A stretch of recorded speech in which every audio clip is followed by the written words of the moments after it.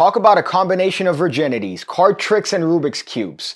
Well, I don't know how to solve a Rubik's Cube because I've seen the shape of vaginas. But I do know how to solve a deck of playing cards. And you might be confused. What's it mean for you to solve a deck of playing cards? Such a wondrous tool in the arsenal of every single budding magician. Let me show you what I'm talking about. A deck of playing cards is a wondrous thing. And no, not just forgetting the phone numbers of desperate ladies. But when you shuffle a deck, you're placing it into a brand new order. In order that it's never been in before.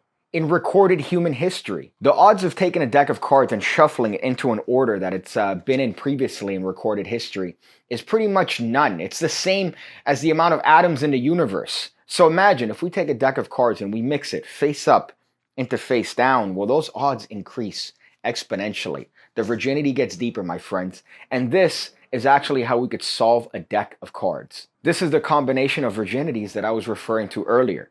Because you see, if we solve this, as if it was a Rubik's Cube, we could actually get the deck back into the same order that it started in. And I could prove it. Watch. Look, we just mix it up this way. We mix it up that way. And we do this. And that's what I believe is the algorithm to solve the deck. See, look, watch. The cards are back all face down. Look at that. Every single card face down. Every single card exactly as how it started. Oh boy, my excitement knows no boundaries. Whoa. It's triumph, right? It's a classic card trick in the world of magic. You mix cards face up and face down and you fix it. Although we don't have reasons for doing this. We just say, hey, we're going to make this harder on ourselves by shuffling the cards face up and face down.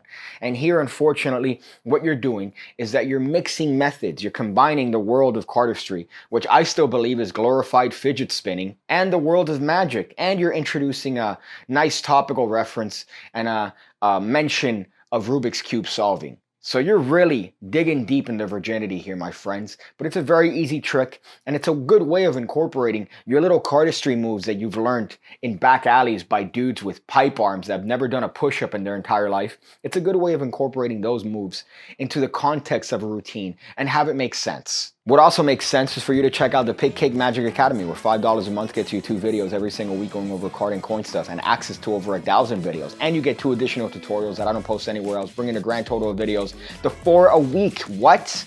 That's ridiculous. That's a bargain. That's better than the competition. That's better than the competition. Look at the many videos that you get access to the moment you sign up, cascading next to me. Go ahead, join it. Thank you. So we're going to be using these Red Rocket deck of playing cards graciously sent to me by penguinmagic.com. I would like to use the Room 237 playing cards reminiscent of The Shining. However, these cards don't have a border. And for any Triumph routine, you need to have cards with a border. So in this case, it's less of no borders, no wall, no USA at all, and more of build the wall because you need the wall. In this case, the wall being the actual borders on the playing cards. And here's a setup. You take a card, you place it face up in the bottom of the deck. That's it. That's the only setup. And this is just as simple as it is, my friends. All you're going to do is the classic Tenkai reversal. And here, all I'm doing is lifting up half the cards and turning my palm face up. And then I'm taking these cards. Remember, you have this card that's reversed in the bottom. And look at this. All I'm doing is turning that one to a face up position as well. But because that card is face down, it looks like it's the face down portion of the deck. Really, look at the situation. You have face up cards and a single cover face down card. That's it. Magic's not hard. All you have to do is literally this. Look at that. You think that's difficult? That's not hard sleight of hand.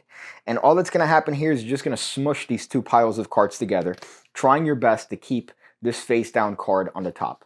So you square these cards together, and now look at this situation. You have one single face down card followed by the rest of the face up deck. However, to the audience, it looks like you've just mixed the cards face up and the face down. And at this point, you could do any sort of false shuffle you want. In this case, I swing cut the cards, keep a nice little break there, keep a hot gap there, boys. I have a hot gap. And I'm just doing a double undercut, getting it to the top. As I mentioned, the cards being mixed face up and the face down. We have cards that are face down, face up. We have cards going every single direction. And what they're seeing are face up cards mixed with face down cards. But they're just seeing the same face down card over and over again.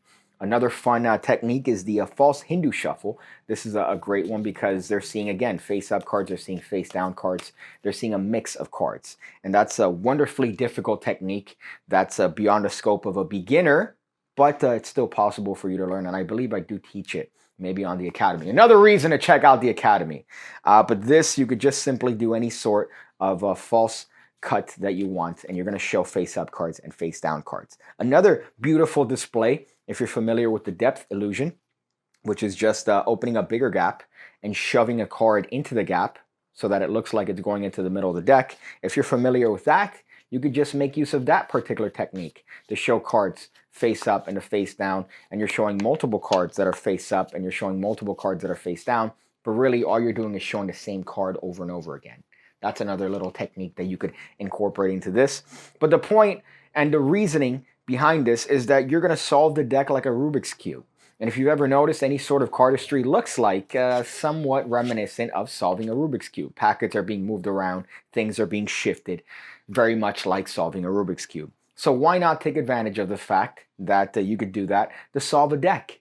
So at this point, any sort of Sybil variant, whether that's this basic cardistry shuffle, any sort of thing would suffice, because all you're doing here is just essentially doing a series of false shuffles and false cuts. Now do keep in mind that they only have to be false in order to keep this card back where it is, but that's it. You could come up with a bunch of techniques that mimic that of solving a Rubik's Cube, right? Maybe one of these. Look at this hot one over here. You could do one of those, right? You could do one of these. That's a cool cardistry move. I've been shown that by a special needs cardister, which I feel is a redundant use of words. But at this point, you're going to incorporate any use of any cardistry cut that you want. Anything that you know, really. And it could be as simple as a Sybil. It could be as simple as any sort of cut that you know that keeps the deck in the same order. This is where you incorporate your own creativity, my friends, because all that you need to do in order to solve the deck or fix it is just take this card and put it face down on top of the deck, which in itself could look like some sort of flourish or some sort of additional algorithm, much like solving a Rubik's Cube. And all I'm doing there is just sliding this card out of the deck and propelling it over the left edge using my thumb as I flip the deck to a face down position. That's it. And it just looks like, again, another flourish, especially when done after a series of flourishes. You could just drop that afterwards, and that puts the deck in the exact same order that it started in, which is face down. All the cards face down. Now, there are ways that you can make the cards be in a new deck order, which would be, I guess, an additional little bit of a punch there, especially if you are talking about the different orders and combinations and shuffles. But that's a little bit past the scope of the beginner that I'm trying to attract with this particular video. And that does require a lot more effort than just figuring out a basic, simple cardistry cut that I'm sure everybody knows, even if you are somebody that doesn't have a super familiarity with playing cards. But this is still a simple routine. And this is still great because you get the deck back to all face down, which is equally, I would say, as impressive. I say this every video, but Magic's not hard. We make it hard because we're trying to deter regular people from joining our craft. But that's how we build the community, my friends. How do you think we started?